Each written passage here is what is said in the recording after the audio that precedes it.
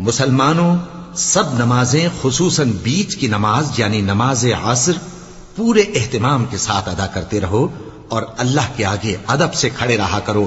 پھر اگر تم خوف کی حالت میں ہو تو پیادے یا سوار جس حال میں ہو نماز پڑھ لو.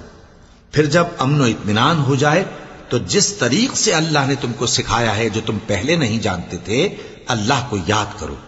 اور جو لوگ تم میں سے مر جائیں اور عورتیں چھوڑ جائیں وہ اپنی عورتوں کے حق میں وصیت کر جائیں کہ ان کو 1 سال تک خرچ دیا جائے اور گھر سے نہ نکالی جائیں. ہاں اگر وہ خود گھر سے چلی جائیں اور اپنے حق میں پسندیدہ کام یعنی نکاح کر لیں تو تم پر کچھ گناہ نہیں. اور اللہ زبردست ہے، حکمت والا ہے.